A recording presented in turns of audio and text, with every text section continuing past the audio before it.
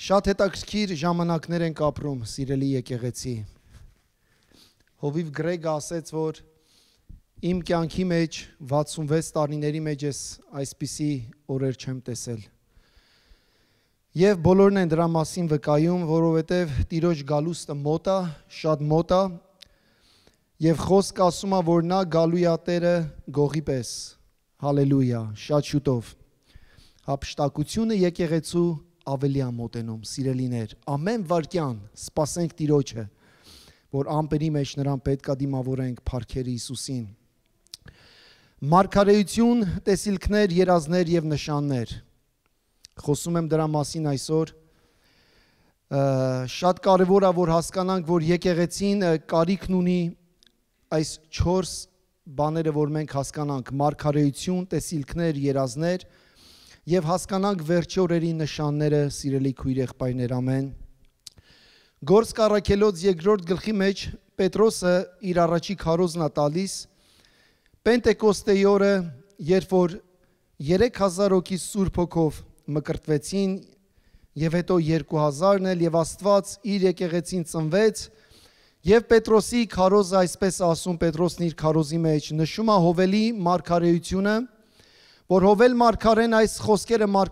մարգարեացել էր մոտ 800 տարի առաջ Քրիստոսից, որ այս խոսքերը պետք է լինեն։ Հովելը այսպես էր ասել. սրանից հետո իմ հոգին պիտի թափեմ ամեն մարմնի վրա եւ ձեր որդիներն եւ ձեր դուստրերը պիտի մարգարեանան, ձեր ծերերը երազներ պիտի տեսնեն, ձեր երիտասարդները տեսիլքներ պիտի տեսնեն, փառքեր Հիսուսին։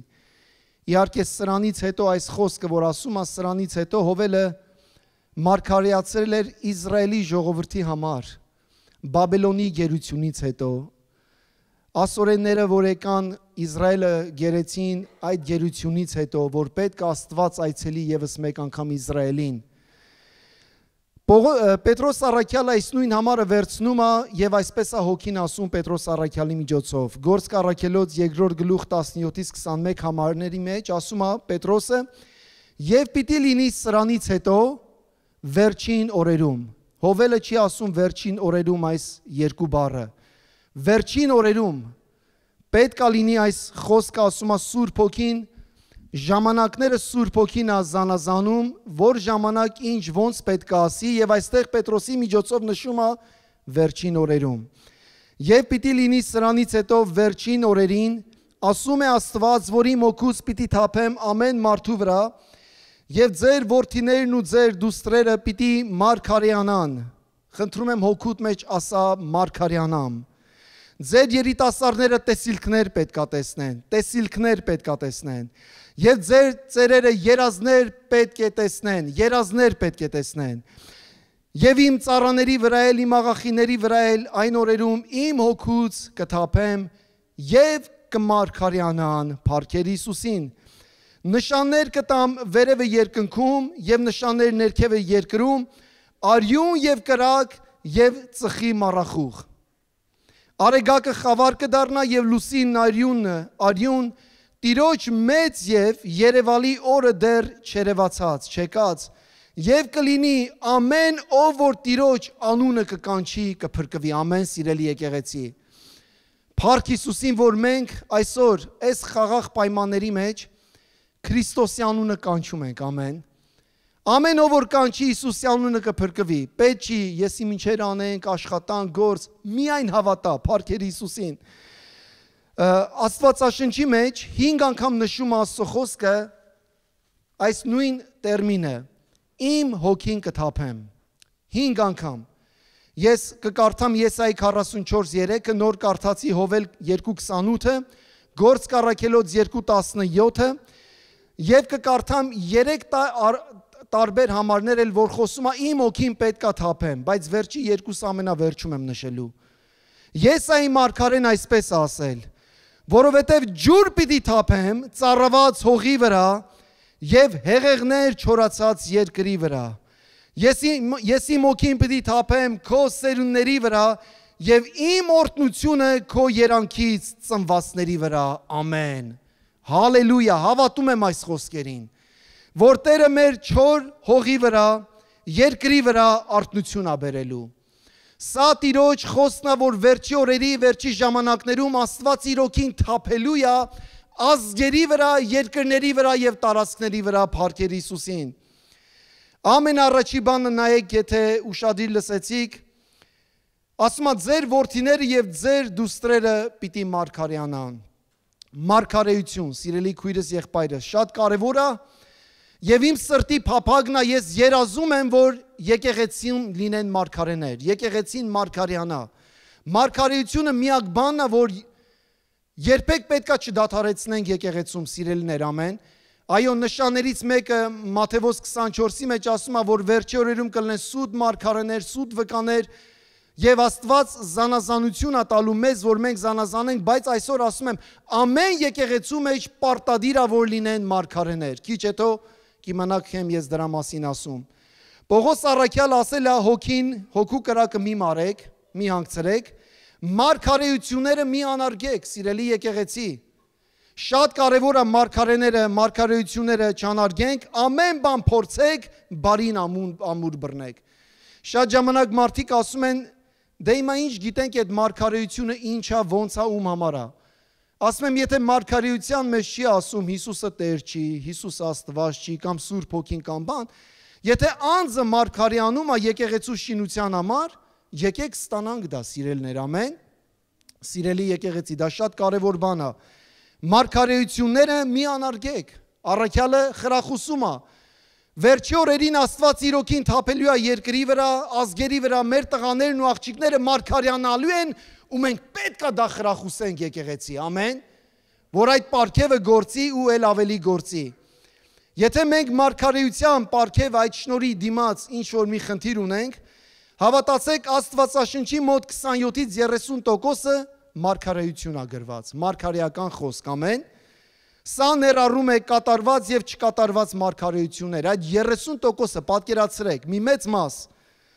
Ենթադրվում է, որ Աստվածաշնչում կա մոտ 1817 մարգարեություն, որոնցից զգալի մեծ մասը արդեն կատարված է։ Հիսուսի առաջի գալստյան ժամանակ մոտ 350-ից ավել մարգարեություններ կատարվեց Քրիստոսի կյանքի մեջ, սիրելի եկեղեցի, ամեն։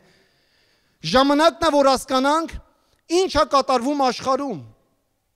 որ մարգարեությունները պետք է բացվեն մեր ժամանակների մեջ,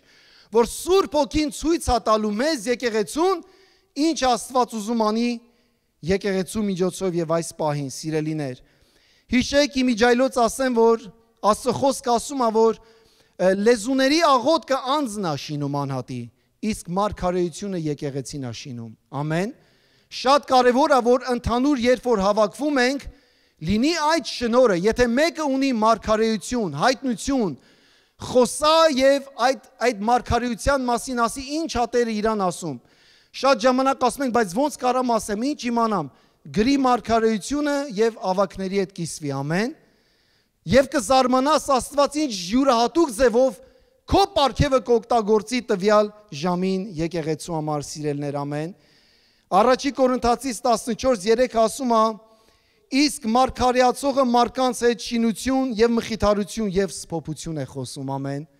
Կարիքն ունենք այս երեք բանի. շինություն, մխիթարություն եւ սփոփանք, հալելույա, փառքեր Հիսուսին։ Մարգարեության պարգևը նոր կտակարանում ուղակի քաջալերում է եկեղեցին։ Սա էր անում, սիրելի քույր եղբայրներս։ Գործք առաքելոց 11:28-ի մեջ պատկերացրեք, եթե այս մարգարեին Ագաբոս անունով եկեղեցին լռեցներ, դադարեցներ, չլսեր,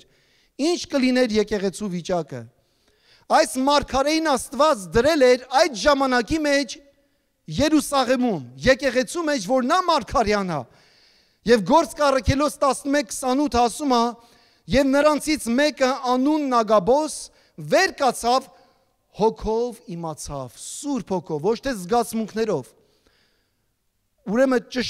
ճշմարիտ մարգարեությունը զգացմունքներին չես տրվում։ Օրինակ նորությունները նայում ես, մի քանի բան ես մարկանցից լսում, զգացմունքներդ բորբոքվում ու ասում ես, այս բանը զգում եմ, պետք է ասեմ, ոչ, հոգով, ամեն։ Հոգին քեզ հայտնում է տվյալ պահին, ինչ է կատարվելու եւ ոնց եւ երբ պետքա դա ասես։ Եվ Ագաբաս ասում է, վեր կացավ հոգով իմաց տվեց, թե բոլոր աշխարհի վրա մեծ սով է լինելու, ամեն։ Եվ դա եղավ Երուսաղեմում։ Այս մարգարեության խոսքը այնքան խրախուսեց Պողոսին եկեղեցուն, որ նրանք գնացին այլ եկեղեցիներից գումարներ էին հավաքում, սնունդ, որպեսզի կարողանան եկեղեցին մատակարարեն այդ սովի տարիներին։ Հետաքրքիր է ինչ Աստված ասում այսօր մեր օրերում։ Ինչ է կատարվում աշխարհում։ Ամեն։ Արդյոք մարգարեությունները դադարել են, վերջացել, այդ պարգև էլ գոյություն չունի։ Եթե այսպես Աստված չէր ասի, որ վերջի օրերում իմ հոգին պետք է թափեմ ամեն մարմնի վրա եւ ձեր երիտասարդներն ու աղջիկները տղան պետք է մարգարեանան, սիրելի քույրեր, եղբայրներ։ Գործք Առաքելոց 21-ի մեջ ասում է Փիլիպոս անունով մի ավետարանիչ կար, եւ նա 4 կույս աղջիկներ ուներ, որոնք մարգարեություն էին անում։ Խրախուսենք այս պարգևը։ Խրախուսենք մեր քույր եղբայրներին, աղջիկներին, տղաներին, որ գործեք։ Հարցը սրանում է կայանում։ Մարգարեության պարգևը աղոթքի ծառայությունից դուրս չի կարա գործի։ Մարգարեն չի կարող ուղղակի տունը անհատ նստի ու ասի ես ուզում եմ մարգարեությունը եկեղեցու շինության համար է։ Եթե մարգարեությունը եկեղեցու շինության համար է, ուրեմն այդ քո պարգևն է պետք է գործի եկեղեցու շինության համար, եկեղեցու ծառայության ժամանակ, եկեղեցու Աստծո փառքի համար, փառքեր Հիսուսին։ Այս 4 աղջիկները պատկերացնում եք, նրանք Ագաբոսի աշակերտուհիներն են եղել։ Նրանք ունեցել են մարգարեական դպրոց, որ նրանք խոսքը անդադ քննել են, Տեր Աստված, ինչ է կատարվում, որ ժամին, որ պահին, ինչ է կատարվում այս աշխարհի վրա եւ ինչ պետքա լինի։ Եվ ասում այս աղջիկները ասում է, առաջինը նրանք մաքուր էին, աշխարհից զատված, որոնք մարգարեություն էին անում եւ անմիջապես հաջորդ խոսքը ասում է, շատ հետաքրքիր խոսք, տեսեք, եւ ասում է եւ երբ որ մենք այնտեղ շատ օրեր մնում էինք, Հրեաստանից մի մարգարե իջավ անունն Ագաբոս, նորից այս մարգարեն։ Եվ նա մեզ մոտ եկավ Պողոսի գոտին առավ իր ձեռքերում եւ ոտքերը կապեց եւ ասաց. Սուրբ Հոգին այսպես է ասում. այն մարդուն, որի գոտին այստեղ իմ ձեռքին է, հրեաները Երուսաղեմում այսպես կկապեն եւ հեթանոսների ձեռքը կմատնեն։ Այդպես եղավ թե չէ։ Բացեք 20-րդ գլուխը կարդացեք։ Տեսեք, մարգարեությունը շինում է եկեղեցին։ Մարգարեությունը մի պարգև է, որ օգնում է եկեղեցուն հասկանալ Աստծո կամքը եւ ինչի համար աղոթել տվյալ պահին։ Եթե չկա մարգարեություն, կա շփոթություն, քույր եղբայրներ։ Ուղղակի կաղոթենք, բայց չենք իմանա ինչի համար աղոթենք։ Մարգարեությունը տալիս է հստակ ուղղություն։ Տվյալ պահին հասկանաս Աստծո կատարյալ կամքը, ինչ է ինքը մտածում եւ ինչ է ինքը ուզում անենք հենց հիմա։ Սիրելի քույրս եղբայրս, դա է մարգարեության պարգևի այն շնորհի գործնեությունը, որ Աստված ուզում է մենք այս պարգևը գործենք մեր մեջ։ Ի տարբերություն հաջորդը, որ ասում է տեսիլքներ ու երազներ կտեսնեն, մինչդեռ տեսիլքներն ու երազները ուղղորդում են մեզ, թե որ ուղղությամբ ենք մենք գնում։ Ամեն։ Մարգարեությունը մեզ հայտնում Աստծո կամքը տվյալ պահին, տեսիլքներն ու երազները մեզ օգնում են, որ մենք ինչ ուղղությամբ են գնալու, ուր են գնալու, որտեղ են գնալու, սիրելի քույր եղբայրներ, կարիքն ունենք մարգարեության տեսիլքների եւ երազների։ Ամեն, հալելույա։ Անկամ ես շատ անգամ, երբ որ աղոթում եմ, ես էլ ոնց որ մի քիչ շփոթություն լինի։ Աղոթում եմ, բայց կոնկրետ չեմ հասկանում։ Ինչ կետի վրա կենտրոնանամ, աղոթեմ, մեկ է Սուրբ Հոգին բերում է հայտնություն։ Եթե մենք ուշադիր լսենք մեր հավաքական աղոթների ժամանակ, Սուրբ Հոգին խոսում է ու սկսում է ինքը հայտնել, սիրելներ, ամեն։ Եվ այսպես երկրորդ բան ասում է, ձեր երիտասարդները տեսիլքներ կտեսնեն եւ ձեր ծերերը երազներ պիտի տեսնեն։ Երկու կարևոր բաներ, հալելույա։ Թեև դժվար է ճշգրիտ թիվը հասկանալ Աստվածաշնչում քանի երազներ ու տեսիլքներ են եղել, բայց նշված է մոտ 50։ Ամեն։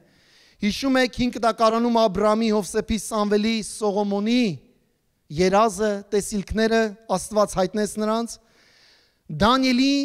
հիշում եք Դանիել մարգարեն, ոչ թե միայն երազ, այլ երազի մեկնությունը։ Տեր Աստված երազը ցույց է տվել Նաբուգուդոնոսորին, կանչել է բոլորին, աշխարհի տերերին, տիրակալներին, ասում է պատմեք իմ երազը, ոչ մեկ չի հասկանում։ Դանիել մարգարեն եկավ եւ ամենաառաջի բան ասեց.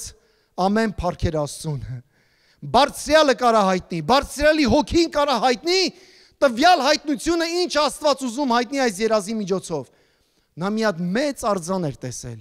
Եվ Դանիելը մեկնում է եւ ասում է Նաբուկդոնոսորին բացատրեց արձանը, որ արձանի վրա պատկերված էր տարբեր մետաղները, խորհրդանշում են այդ արձանի տարբեր թագավորությունները, այսպես նա բացատրեց։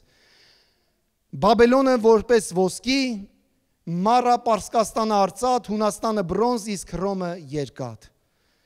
Եվ հետաքրքիր այնքան մանրակրկիտ տալիս է կոորդինատները, որ թագավորությունից հետո որն է գալու։ Եվ հիմա երբ որ հիմա պատմաբանները գնում են հետ կարդում են Դանիելի գրած նամակը, չեն հավատում։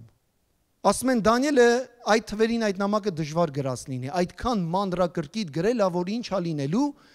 եւ դրանից հետո նշում է, որ երկնքից մի հատ քար է գալիս եւ հարվածում այս թագավորություններին եւ Քրիստոս լեռը թագավորում աշխարհի վրա հազարամյանա, Փարքեր Հիսուսին։ Տեսնում եք Աստվածաշնչյան մարգարեությունը, երազներն ու տեսիլքները ոնց Աստված իր ժամանակների մեջ բացում եկեղեցուն, սիրելի քույր եղբայրներ, հալելույա։ Ես սիրում եմ, երբ որ կարդում ենք մենք Աբրահամի կյանքը, չգիտեր ուր գնար, որ ուղղությամբ գնա։ Եվ Աստված երազի մեջ երևում էր, ասում էր Աբրահամ պետք է գնաս այսինչ տեղը, այնինչ տեղը եւ ուղղություն էր տալի, ամեն։ Ուրեմն տեսիլքն ու երազը կարևոր է, որ եկեղեցու մեջ գործի։ Իմ փափագն է, Տեր, մեզ դարձրու վերջին օրերի եկեղեցի, մարգարեության հոգի թափի մեր մեջ։ Երազներ, տեսիլքներ թող Երևան մեր մեջ, որպեսզի եկեղեցին շինեն Հիսուսի անունի փառքի համար այս վերջի օրերում Փառքեր Հիսուսին։ Հարցը նրանում է, սիրելի քույրս եղբայրս, արդյոք Աստված դեռ խոսում է երազների եւ տեսիլքների միջոցով, արդյոք։ Եթե խոսում է, ինչ Աստված ցույց տալիս մեզ, մեր մյուս քայլը ինչ է լինելու։ Ես 3 երազ որ տեսել էի, այս երազների մասին պատմել եմ ձեզ։ 2014 թվականին 40-օրյա ծոմի մեջ մտանք, եկեղեցին որ պետքա սերմանվեր 2015-ին, իմ ծոմապահության ամբողջ նպատակը եկեղեցին էր։ Բայց Աստված մի այլ բան ցույց տվեց երազի մեջ։ Երազիս մեջ այսպիսի մի բան տեսա, այս երազը պատմել եմ ու միշտ պատմելու եմ, հիշեցնելու եմ, որտեվ ավելի եմ զգում սրտիս մեջ, որ ժամանակը մոտենում է, սիրելիներ։ Երազի մեջ մենք ապակյա պահեստի մեջ ենք, ամբողջ ապակյա։ Ամեն ընտանիք ծնողներ իրենց երեխաների հետ այսպես կանգնած սպասում էին, խումբ այդ պահեստի մեջ։ Եվ երբ որ նայեցի պահեստից դուրս մի պահ, այսպես գլուխս տեսա մի անտանելի ալիք է գալիս, որ պետք է այդ ամբողջ ապակի այդ պահեստը ջարդ ու խուրդ աներ, սունամիի նման։ Եվ այդ պահ, երբ որ այդ ալիքը տեսա, գլուխս թեքեցի մյուս կողմը, եւ ամբողջովին տեսարանը փոխվեց։ Տեսարանը խաղաղություն, ոչ մի բան չկար,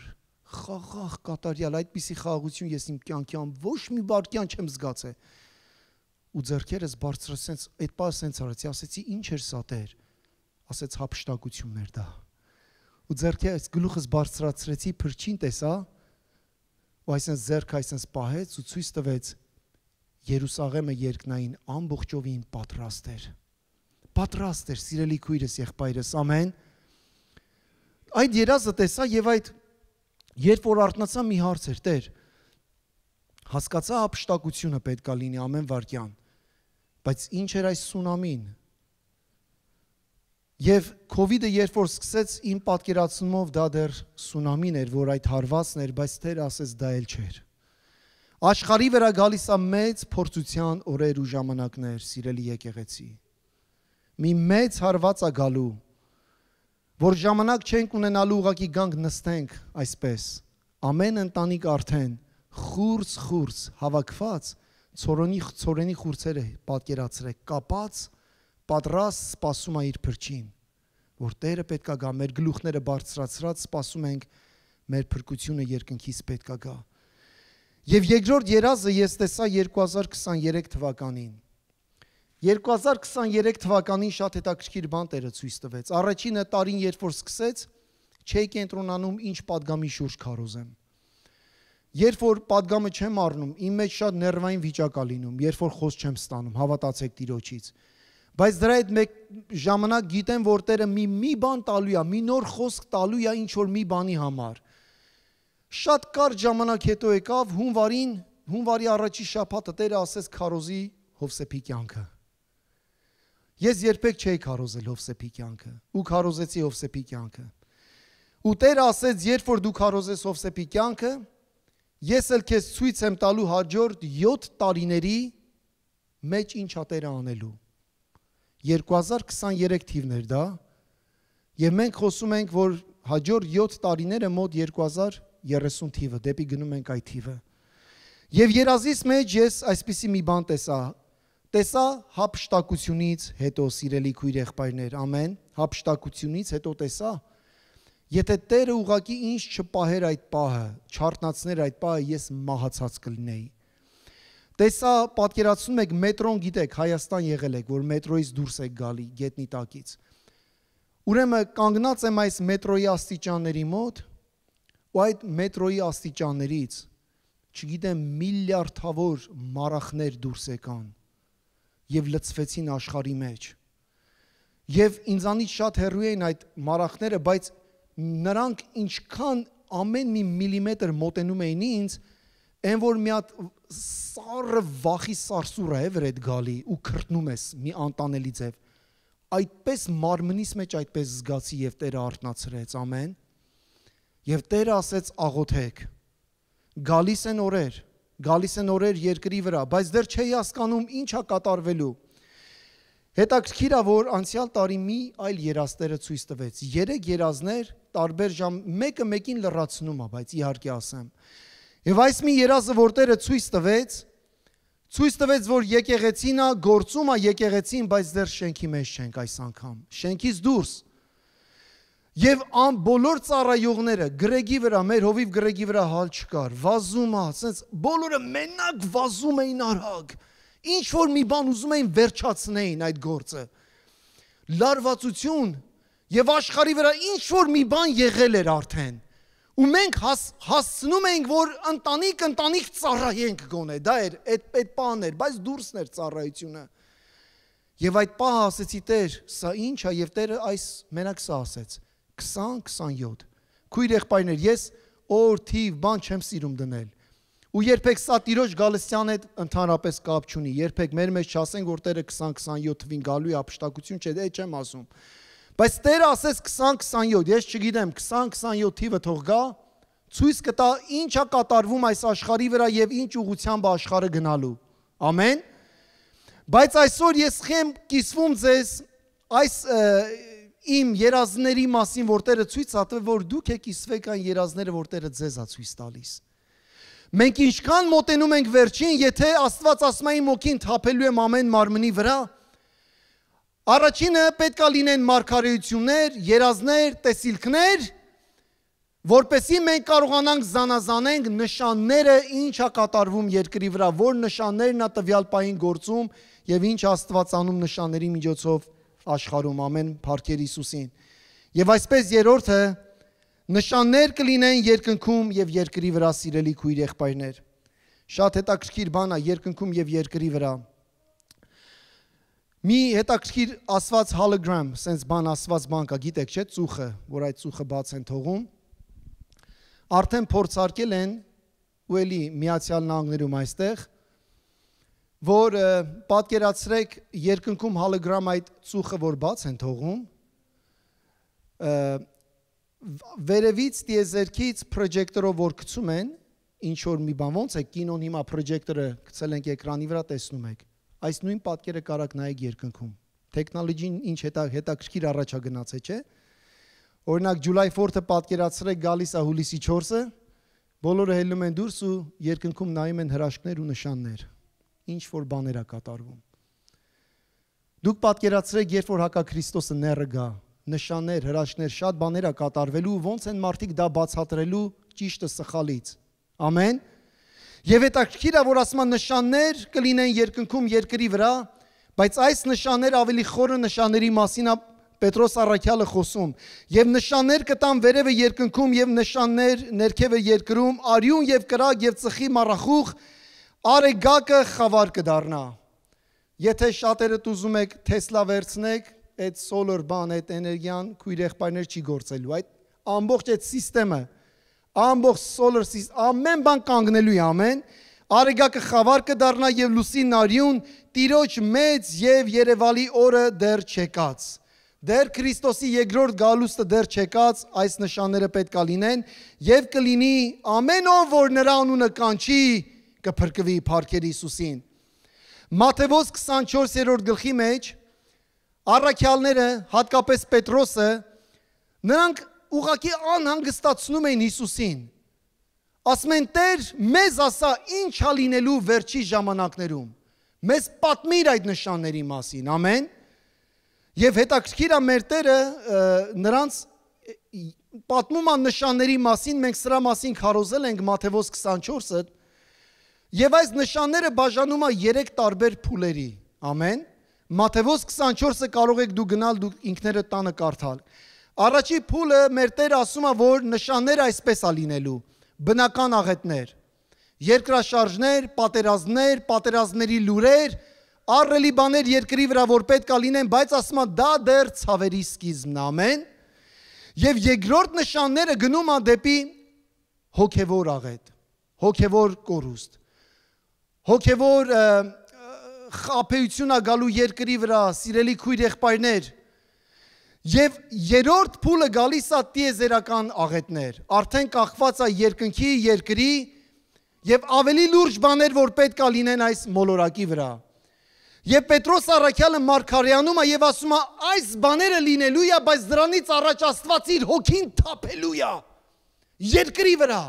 ամեն ազգերի վրա, եկեղեցու վրա, մարգարեություններ, տեսիլքներ, մեծ ձևով արթնություն է գալու վերջի օրերի, վերջի ժամանակների մեջ Տերը արթնացնելու իր եկեղեցին եւս մեկ անգամ, քույր եղբայրներ, եւ լինելու այդ մեծ հափշտակությունը ու միանգամից գալու է այս երրորդ այս փուլը, որ ասում է նշանների, հակա Քրիստոսը, ները, տաճարը Իսրայելի կառուցել է եւ այս բոլոր բաները, որ Իսրայելում որ պետք է լինի, ամեն։ Ես կուզեմ, որ կենտրոնանանք այսօր 2 կարևոր նշանի վրա։ Այս նշանները պարզ է, որ արդեն մեր աչքերի առաջ կատարվում է սիրելի եկեղեցի եւ Աստված ուզում է, որ մենք արթնանանք, ամեն։ Տեսեք մարգարեությունը ինչ անում։ Սփոփանք է բերում եկեղեցուն։ Շինում է եկեղեցին։ Ոչ թե որ մենք մարգարեությունը լսելով պետք է վախենանք, ասենք վայ, վախում եմ, վայ, բա որ էս լինի։ No, հավատա, Աստծո խոսքը մարգարեությունը մեզ ավելի ասում է, տես, իմ խոսքը այո եւ ամեն է։ Խոսքերս կատարվում է, այս բոլոր բաները լինում են։ Դրա հետ մեկտեղ ձեր հափշտակությունը արդեն մոտ է, դռների մոտ է, սիրելի քույրս, եղբայրս։ Եվ 2 կարևոր նշան է Տերը տալի Մատթեոս 24-ի մեջ։ Ամենաառաջին նշանը նա տալիս է, ամենակարևոր նշանը ասեմ, ավետարանի քարոզչությունը բոլոր ազգերին մոտենում է իր ավարտին։ Սա ամենակարևոր նշանն է, սիրելի քույրս, եղբայրս։ Հռոմեացիների 11:25-26 խոսքերը ասում է. Իսրայելի մեկ մասի վրա եկած կուրությունը կշարունակվի մինչև բոլոր հեթանոսները մտնելը։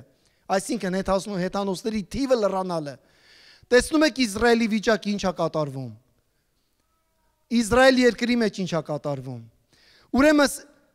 Պողոս առաքյալը ասում է Իսրայելը այո կփրկվի, երբ որ հեթանոսների թիվը լրանա, Աստված թիվ ունի ամեն ազգերից, ամեն ցեղերից, քանի հոգի է փրկվելու, ոնց է փրկվելու։ Երբ որ այդ վերջի թիվը լրացավ, պատկերացրեք Նոյի տապանը։ Եվ հենց Մատթեոս 24-ի մեջ անգամ նշում է Հիսուսը, որ ինչպես որ Նոյի օրերում էր, մարդիկ աղջիկ տալի, ամուսնացնում, էս բաները լինում էր, ասում է հանկարծակի եկավ, ամեն։ Հանկարծակի տապանի դուռը փակվեց, քույրս, եղբայրս։ Եվ ասում է, երբ որ հեթանոսների թիվը լրանա, եւ այսպես Իսրայելը կփրկվի։ Ինչպես որ գրված է Սիոնից փրկիչը կգա եւ ամբարիշները Հակոբից կհեռացնի ամբարշտությունը։ Իսրայելը կփրկվի։ Փառքերի Հիսուսին։ Իսրայելի մնացորդը կփրկվի, սիրելիներ։ Այդ դրա համար մենք պետք է աղոթենք այս ազգի համար։ Շատերը ասում են, բայց խի Իսրայելի համար։ Ինչու ոչ։ Մարգարեները, եկեղեցու հայրերը Բոլորը եկան այնտեղից։ Աստծո խոսքը նրանցից ստացանք։ Հիսուսը ասաց. հրյաներից է փրկությունը։ Հիսուսը Տերը ասաց Սամարացի կնոջը հիշում եք։ Եվ Պողոս առաքյալը ասում առաջինը հրյային եւ երկրորդը հույնին սիրելի քույրս եղբայրս։ Հալելույա։ Ամեն առաջին նշանը, որ Ավետարանը գրեթե ամբողջովին քարոզվել է ամբողջ աշխարհում հավատացեք։ Միջև 20-30 թիվը, 20-27-ից 20-30 թիվը Աստվածաշնչյան բոլոր թարգմանությունները վերջացված է լինելու։ Տարբեր լեզուներով, բարբառներով, ամեն ձև վերջանում է։ Եկեղեցին աշխարհի վրա էլ գործ չունի անելու։ Հասկանում եք, ժամանակ այդքան մոտեցել է։ Իսկ երբ որ հեթանոսների թիվը լրանա, Տերը իր եկեղեցին հափշտակելու է երկրի վրայից։ Ուրեմն մինչև հափշտակությունը մենք անդադ պետքա լցվենք հոգով։ Անդադ պետքա մարգարյանանք, անդադ երազներ պետքա տեսնենք, տեսիլքներ պետքա տեսնենք, մեկս մեկի պետքա խրախուսենք, անդադ ծառայության, աղոթներին պետքա լինենք, սիստեմատիկ պայքարենք, ասենք Քրիստոսը գալիս է, Հիսուսը շուտով գալիս է, ամեն։ Երկրորդ ամենակարևոր նշանը սա է, որ Իսրայելը ապաշխարում է որպես ազգ։ Իսրայելը պետքա դառնա, պետքա խոնարհվի Հիսուսի առաջ։ Մատթեոս 24-ի մեջ, կրկին Մատթեոս 24-ի մեջ մեր Տերը մի նշան տվեց Իսրայելի մասին։ Ասեմ 3 տարբեր ծառեր կան, որ երբ որ Տերը խոսում այս ծառերի մասին, օրինակ ձիթենին, դա կապ ունի Իսրայելի հետ։ Երբ որ խոսում է ձիթենու մասին, Իսրայելի հետ կապ ունի։ Ոչ թե Իսրայելի հոգևոր կյանքի մասին է ուզում խոսա։ Երբ որ նա խոսում է խաղողի վազի հետ, ամեն, նա խոսում է էլի Իսրայելի մասին։ Երբ որ նա խոսում է թզենու մասին, նա խոսում է Իսրայելի հոգևոր վատ վիճակի մասին։ Ամեն։ Եվ հիմա այստեղ տեսեք, մեր Տերը նշան է տալիս Մատթեոս 24-րդ գլուխ 32-ից 35 համարները։ Այսօր ինչ որ տեսնում եք Իսրայելում կատարվում է, այս խոսքն է։ Թզենու առակից դաս առեք, այսինքն Իսրայելից դաս առեք։ Իսրայելի վիճակը տեսեք, եկեղեցի ու դաս առեք։ Երբ նրա ճյուղերն արդեն փափկել են, եւ տերևը բուսել է, իմանում եք, որ ամառը մոտ է։ Այսպես էլ դուք, երբ որ այս ամենը տեսնեք, իմացեք, որ մոտ է, դռներին է ձեր հափշտակությունը։ Ճշմարիտ ասում եմ ձեզ, այս ազգը կոչվում է սերունդ, գրված եբրայերեն, այս սերունդը չի անցնի մինչև որ այս ամենը լինի, երկինքն ու երկիրը կանցնեն, բայց իմ խոսքերը չեն անցնի։ Մի ազգ, որ 3 անգամ իր հողից հանեցին դուրս, Բաբելոնը դուրս հանեց, քույրս եղբայրս, վերադարձան նորից Բաբելոն, ազգ դարձան, ամեն։ Տաճարը կառուցեցին, վերակառուցեցին։ Եվ մենք նայում ենք նորից Իսրայելին 70 թիվ Հիսուսը ասաց, որ 32 թվին Քրիստոսը մահացավ, 32-33 թվին, եւ ասաց 40 տարի հետո, այսպես ասաց 70 թիվը, որ լինի քարը քարի վրա չի մնա, այս տաճարը տեսեք, ամեն բան կգնա, Հռոմը մտավ, ամբողջ Երուսաղեմը այրեց, ամեն բան վերացրեց, Իսրայելին, երկիրը, հրյաներին դուրս հանեցին իրենց հողից։ 2000 տարի հետո Իսրայելը վերածնվեց 1948 թվականին մայիսի 15-ին Աստծո կամքով։ Սա մարգարեություն է թե չէ։ Ոնց կարաս մի երկիր 2000 տարի իր հողից հանես դուրս, 2000 տարի հետո գնա, իր երկրի մեջ էլի դառնա պետականություն։ Ամեն։ Հիմա խնդիրը նրանում է, սիրելի քույրս եղբայրս։ Իսրայելը երկիրը կա, քահանան չկա, տաճարը չկա։ Հասկանում եք, թագավորը չկա։ Եվ Իսրայելը մի մեծ սխալ է գործելու շատ շուտով։ Մենք կտեսնենք, որ երբ որ նեռը գա, նա 7 տարվա պայմանագիր է կնքելու Իսրայելի հետ, շատ շուտով, սա լինելու է շատ շուտով։ Ինչ որ դուք հիմա նորություններով տեսնում եք, որ Իրանին, Պարսկաստանին ոնց թուլացրեցին, ինչ վիճակի մեջ են գցել, ամեն։ Դուք ձեր աչքերի առաջ տեսնելու եք, սիրելի քույր եղբայրներ, ամբողջ այդ Middle East-ը, կարանք ասենք, այդ տարածքը, մերձավոր արևելքը Իսրայելը վերցնում է իր ձեռքը։ Սիրիան ընկավ, Լիբանանը ընկավ, Հորդանանը հանձնվեց, բոլորը հանձնվել են այս երկրները։ Եվ Պարսկաստանը չէր հանձնվում, Ամեն։ Պարսկաստանը շուտով կհանձնվի։ Լսեք Թրամփի խոսքերը, անդադ մի բառ ասում, ասում է հանձնվի, հանձնվի, հանձնվի։ Սա շուտով լինելու է։ Եվ մի բան ենք մենք տեսնելու մեր աչքերի առաջ, որ գալու է մի իշխան, որ 7 տարվա պայմանագիր է կնքելու Իսրայելում, որպեսզի Իսրայելը իր երրորդ տաճարը կառուցի, վերջապես։ Այս տաճարի կառուցումը շատ արագ է լինելու, ամեն բան պատրաստ է, հավատում եք։ Եվ Աստծո խոսքը ասում է, որ նա գալու է ները 7 տարվա պայմանագիր է կնքելու, եւ Իսրայելում ասում է այդ տաճարը կառուցելու է եւ 7 տարվա այդ պայմանագիրը կնքած պայմանագրի մեջտեղը 3.5 տարին երբ որ անցնի, նա իր պայմանագիրը խզելու է։ Եվ խոսքը ասում է շատ հետաքրքիր բան է կատարվում Եզեկիել 37, 38, 39 գլուխները որ կարդաք։ Եզեկիել 37 գլուխների մեջ ասում է, որ անապատում չորացած մեռած ոսկորները վերակենդանացան։ Դա Իսրայելի երկրի մասին էր խոսում։ Եվ այո, ես խոսքը կարդացի, որ մայիսի 15-ին 1948 թվին դա կատարվեց։ Նրանք եղան պետականություն, ամեն, բայց 38-րդ գլուխը մի հետաքրքիր բան է ասում։ Ասում է, որ ազգերը հյուսիսից եւ արևելքից թագավորները եւ այլ ազգեր հարձակվում են, շրջապատում են Իսրայելը եւ մենք դա ասում ենք Հայտնություն 20-րդ գլուխ, որ պետք է լինի Արմագեդոնը։ Ամեն։ Ժամանակը այդքան մոտ է։ Ինչ է կատարվում, սիրելի քույրս, եղբայրս, սիրելի եկեղեցի։ Իսրայելը ժամանակավոր վերցնելու է մերձավոր արևելքի իր ձեռքի իշխանության տակ։ Սա շատ կարճ ժամանակ է լինելու։ Այս կարճ ժամանակվա մեջ գալու է մի իշխան, որ օգնելու է Իսրայելին իր հաջորդ քայլը կատարի, բայց շատ կարճ ժամանակ հետո Չինաստանը, Ռուսաստանը, Կորեան, Պակիստանը, այս բոլոր այս երկրները եւ մյուս արաբական երկրների հետ միասին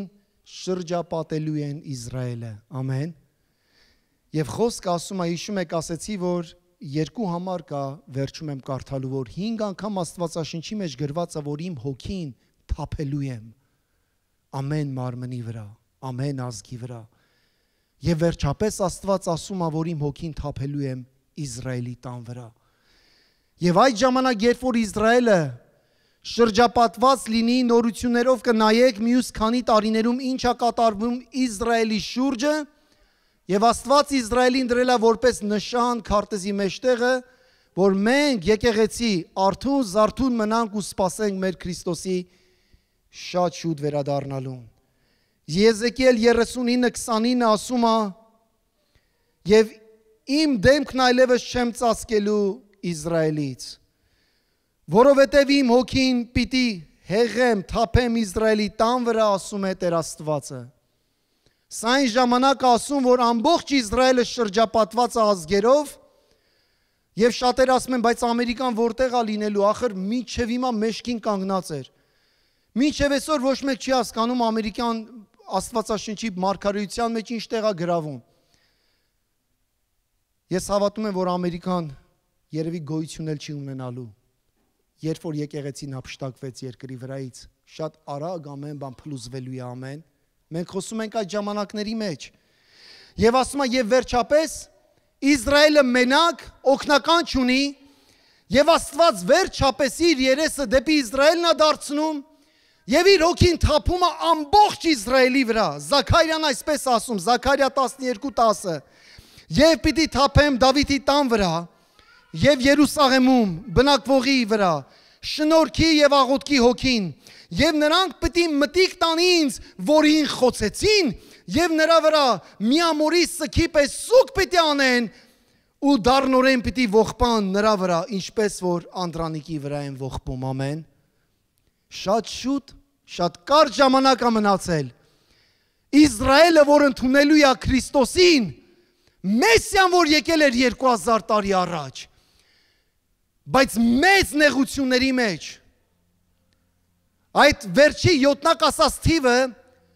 որ եկեղեցին արդեն հափշտակվել է երկրի վրայից, գոյություն չունի եկեղեցին, Եվ վերջի բան Աստված ինչ անում, իր օքին թափում է Դավիթի տան վրա։ Շնորհի աղոթքի օքին։ Եվ արթնություն է գալի ազգի մեջ։ Եվ այդնության գրքի մեջ ասում է Իսրայելից 144,000 ավետարանիչներ են դուրս գալի։ Ամեն մի ցեղից ու նշում է։ Դուք պատկերացրեք 144,000 Պողոս առաքյալներ դուրս են գալիս, վկայում են աշխարհին եւ ասում են փրկիչն է գալի։ Իսրայել այս ծառայությունը պետք է արած լիներ, վերջացրած էլ պետք է լիներ,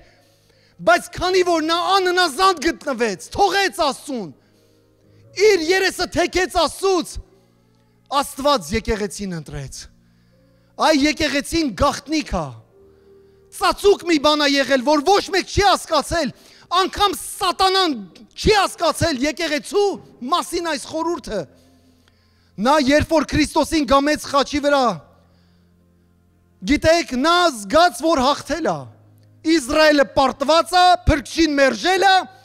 փրկիչը խաչվեց խայտարակ ձևով, բայց չհասկացավ այն հոգին, որ Քրիստոսին մեռելներից հարություն տվեց։ Այդ նույն հոգին Աստված թափելու է եկեղեցու վրա, ամեն մարմնի վրա, ամեն անձի վրա, երիտասարդների, ծերերի։ Մենք կիրակիները մեր առջև գալու եկեղեցի։ Մենք գալու ենք կիրակի օրերը, որ ժամանակ չենք ունենալու խոսքի քարոզի, իրար հետևից մարգարեություններ լինելու։ Մեկը մարգարեանալու է, մեկը տեսիլքն է տեսնելու, հայտնություններ, հոգու պարգևները գործելու են մեր մեջ։ Այդ ձևի հայտնություն, այդ ձևի ուղղությամբ ենք մենք եթում։ Դա իմ սրտի փափագն է։ Տեր քանդիր իմ մեջ իմ մասը։ Տեր բարձրացրու սիրելի Սուրբ Հոգի, որ քո սրտի զարկը զգանք։ Քույրս, եղբայրս, եթե կարաք կանգնեք։